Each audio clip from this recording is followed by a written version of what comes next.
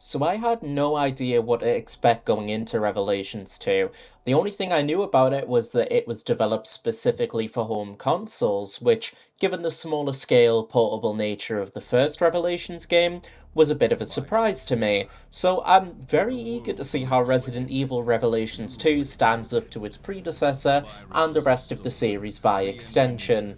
It keeps Hey the guys. TV series-esque episodic nature of the prior Revelations title, and we begin with Claire Redfield and a new character, Moira Burton, daughter of the GOAT Barry. It takes all of 30 seconds for things to go awry, with Claire and Moira being taken at gunpoint and whisked away to some facility. And I'm stating this because with how recently I played Code Veronica, it's still fresh in my mind. Why do they love putting Claire in an easily escapable cell in these games? She gets freed in like 2 seconds in Veronica, and the door is just practically wide open here. You I'm gonna quickly get you out of find here right Moira and now. explore deeper into the environment, with the game honestly doing a pretty good job of building tension, despite every single line coming out of Moira's gob trying its best to spoil it. It doesn't take long for Claire to get a gun, and everything controls very well. The gunplay feels very smooth, but one complaint I have is the very first section where you can test out said gun is something of a bait and switch. It wants you to run away, but the game really takes its time in telling you that, and with it only being 3 zombies and having extra ammo available, this doesn't feel like it's clearly conveyed. This feels like something you should and are expected to thug out. The game wants you to switch between the two women semi-regularly, with Moira dedicated to shining items with her torch and some sections with blunt weaponry, There's something since she shiny there, but refuses to I touch can't make it guns. out. I saw the upcoming section coming from a mile away. With so many zombies behind these cells, you'll have to turn on the power to progress, but in turn setting them all free. Gun upgrades via part customization and finding shinies for points make a return from Revelations 1, and the usefulness of said points I'll get to later. The level ends up looping back around to the aforementioned cells, which I do like. However, what I don't like is the big enemy rush that I predicted, which results from it. Understanding using the flamethrower to deal with them was easy enough given context from the notes dotted around, but I found that most of the mob ran past it before I could turn it on, then just avoiding it so they could easily rush me. But you do pick right back up there when you die, so it really isn't that deep.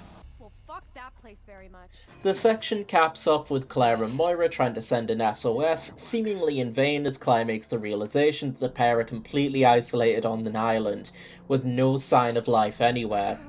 Before the start of any given section now, you'll have the chance to spend the points I mentioned on upgrades, styled in the form of a skill tree, offering buffs to your character such as decreasing the amount of time it takes to heal, or increasing the effectiveness of dodging or unique moves as examples.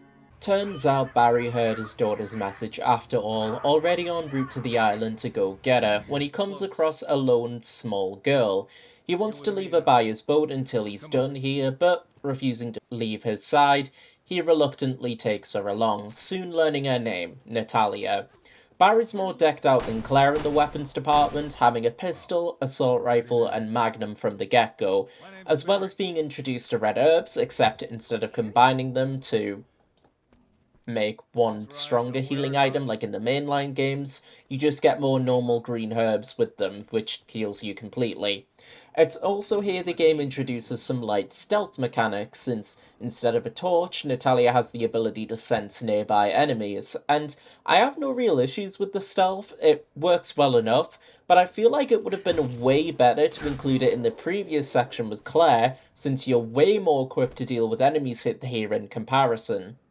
There's a new enemy type too, zombies that initially seem invincible, but the more you damage them, a massive boil, I guess, appears on their body, and you need to shoot that in order to beat them. There's something. Barry eventually makes it to the comms area that we saw Claire and Moira in, where we get the reveal that not only was Moira's distress call That's her. made 6 months That's ago, my baby. but, according to Natalia, Barry's daughter is dead. And if I'm honest, I'm kinda hoping she's right because her dialogue is fucking irritating. We're now on to episode 2, and my dumbass thought Barry's section was episode 2 at first, but no, the structure seems to be going through one section with Claire, and then Barry concludes it. Claire and Moira have teamed up with a pair of randos, Pedro and Gabe. You can explore this small area freely if you want, but you'll eventually have to head up towards a grounded helicopter, with the group needing a battery and fuel to get it up and running again. I already had the battery, just running around and exploring before I go into the actual place you needed to for progression, but I needed to head back and look around some more for the fuel. These two are honestly just nothing characters, and one of them gets turned into a zombie, which apparently happens if you're too scared with this new virus, which is quite broken as requirements go. Like, is it just any ounce of fear, and then you'd get turned into a zombie, or after a certain threshold? How is that measured? I don't know. Anyway, after some more exploration, it shows the two girls meeting Natalia, and something here that I find questionable character-wise. Why are they acting like Claire has no idea how to talk to kids, when her forming a bond with Sherry, who was a kid, was like one of the most important aspects of her character arc? Is it just to give Moira something to do? Natalia should just push her out of a window, to be honest. Turns out Gabe had managed to get the helicopter working, but he made the fatal mistake of being a side character in a helicopter in a Resident Evil game. And Natalia ends up getting snatched amidst the chaos. Cutting back to present-day Barry, with him primarily fighting invisible bug enemies that are stupidly implemented since you need to rely on Natalia to tell you where to aim, but if it's too close to you, her voice will get filtered out by flashbang noises, and the visuals blurring so you can't fully tell where she's pointing, so you just have to make an educated guess.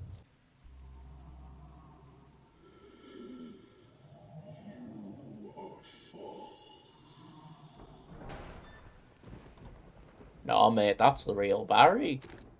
The section caps off with a fight against a zombified Pedro, so Barry can open up different pathways with the drill, heading to the tower that everyone's so fixated on. With the first impressions being impressively eerie with all the doll imagery, and the episode ending on the reveal of an Alex Wesker.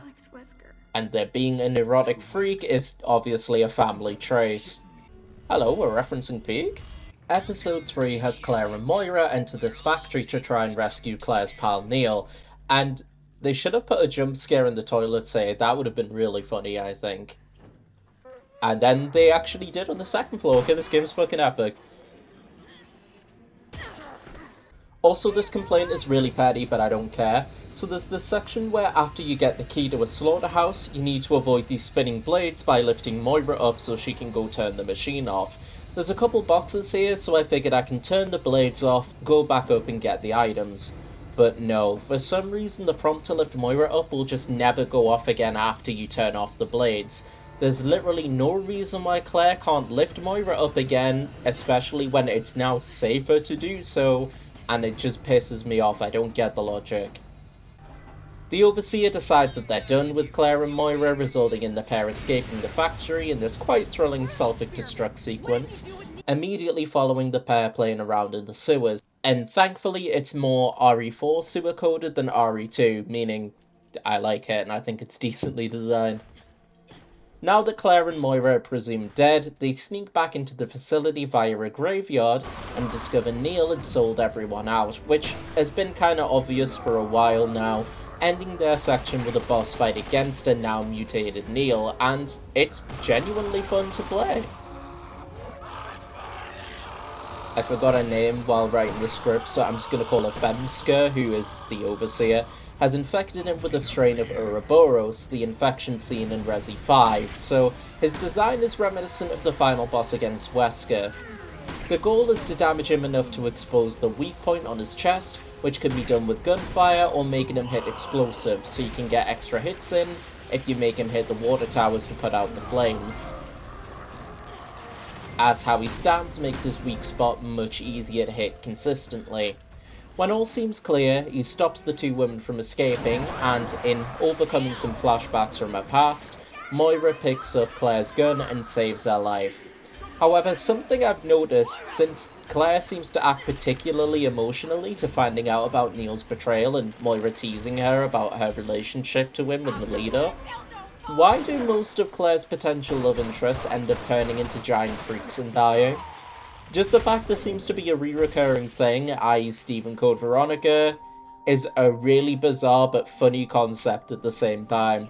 Maybe that's why Leon doesn't want to go out with her. He knows her past track record and is scared if he decides to start dating her, he'll turn into a mutant freak. Alex Wesker. That was their name, thank you.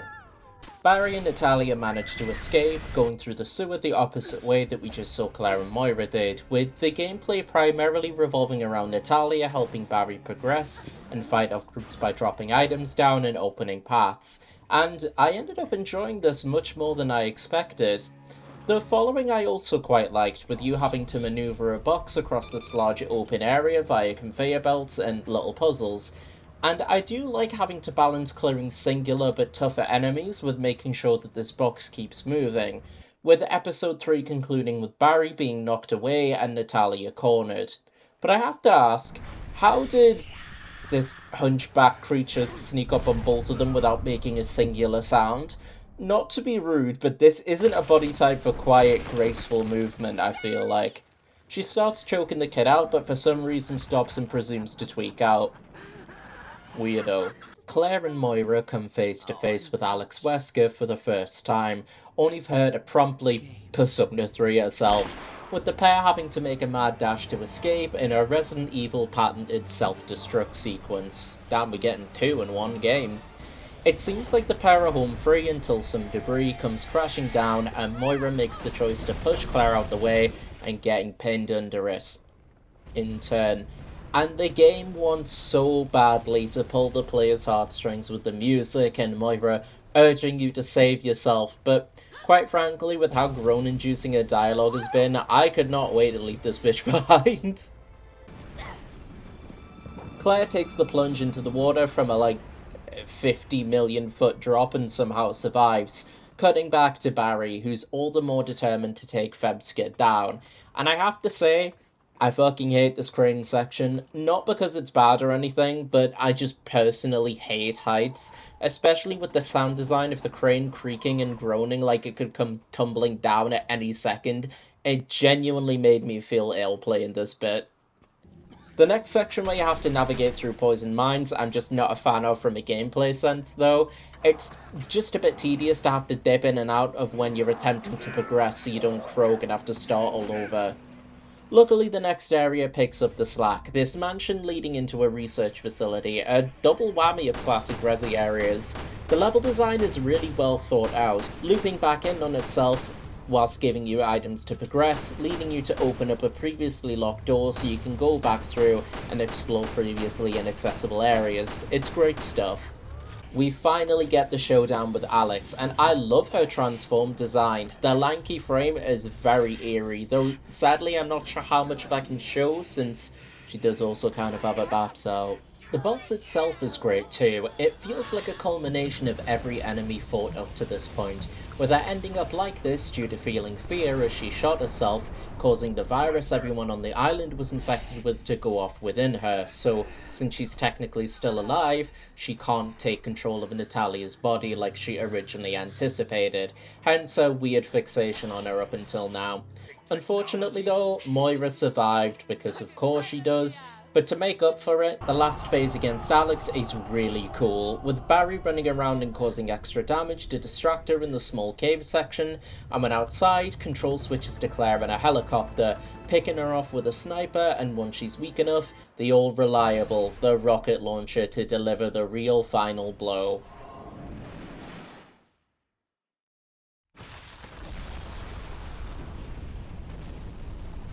The game ends with Claire, I believe, learning about what Chris is up to. Apparently he's in China, so I'm guessing this is a reference to Resident Evil 6? I don't know, because I've yet to play that game. But she's on her way to visit Barry, with Moira, who's since patched things up with him, his other daughter Polly, who did survive, she was just injured from being accidentally shot by Moira, and an adopted Natalia, although with this ominous ending, maybe Alex's body transfer wasn't a failure after all. Except that's not the end of Revelations 2. This is the true ending, as this game does feature an alternative bad ending, and it's really brief, so I'm not gonna lie, I can't be bothered going all the way back to get footage for it, but you need to finish off Neil as Claire, and this will result in Moira never getting over her fear of guns, meaning she does get killed by the virus, and Alex Wesker successfully takes over Natalia's body after the first phase of her boss, and Barry's presumed dead. But now that that's out of the way, let's discuss the story DLC that was added to the game. I'm gonna go in order as it appears in the in-game menu, so first up we've got The Struggle, which covers what Moira was up to following her getting separated with Claire. Oh great, more time with my favourite character. Your partner is the old Russian guy who was briefly seen in the main story, and it More or features less. this quite novel survival mechanic where you have 10 minutes to hunt animals, and collecting a certain amount fills up this bag icon in the top left hand corner, representing the amount of continues you have. Die while having none, and you need to start all the way up from the beginning. And then following this, a horde section of zombies that you need to wipe out since Moira led them right to his hideout. God damn, she's responsible for so many fuck-ups that I was agreeing with the old guy. Yeah, make her go away. The survival stealth section is the worst part of the DLC though, as if you get spotted by an enemy, the whole section gets scrapped and you have 15 seconds to fuck off, and when you do try to escape, they have the enemy rubber band to you to stop you, and this is the only part I died in, since failure to escape is an automatic game over. Anyway, another horde section, and the old man learns the sad truth that his daughter is long gone, and somewhat satisfied with this knowledge, passes away soon after, ending the DLC. Like in the main game, the old man just becomes much more endearing on virtue of putting up with Moira. Like every character in the main story is just way better to me than they probably would be otherwise because Moira's there. And just on account of them not being Moira. The second and final DLC is named Little Miss, and this is an honestly bizarre sequence of Natalia looking for a missing teddy bear, Lottie. And I really thought that it was Mikhail's voice actor from Drakengard 3. It sounds uncannily similar, but while voicing this, I looked it up. It's not. It's voiced by the same person who does Alex Wesker's voice. Who Yeah, I was surprised at that because they sound so different. But anyway, you travel along with this evil version of Natalia, and you know she's evil because she dresses in black. Ooh, how scary, how ghost. And I'm calling it now, Dark Natalia is a ghoul or some manifestation of a psyche, or Alex in some form. This is before I got to the end of it, that was what I was calling it. And the reason I believe this is because she can't be detected by enemies. So the idea is to scout enemies out and plan your route as Dark Natalia, then go back and pull it off as the original. This is entirely stealth too. The only thing that even resembles any form of combat is finding smokescreen bottles to throw that act as basically a get out of jail free card.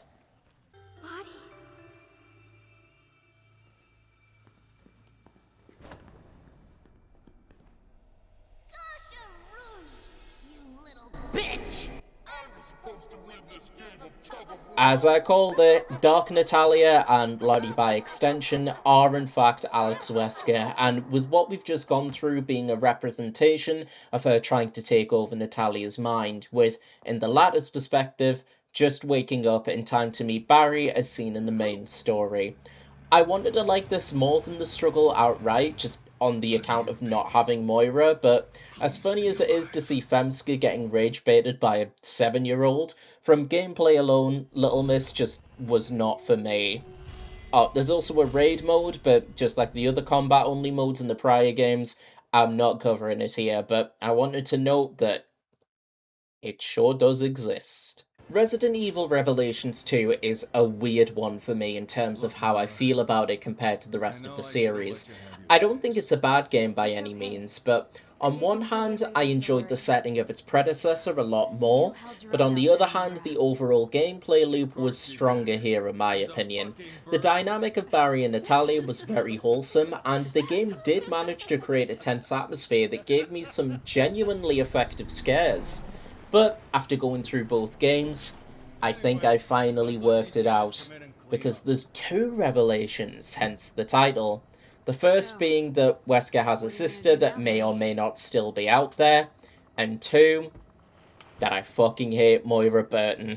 Thank you all for watching, and I'll see you all in the Resident Evil 6 video. I've been putting it off long enough. Please subscribe if you enjoyed this one and want to see Resi 6 and other videos that I put out, and like if you enjoyed. See ya.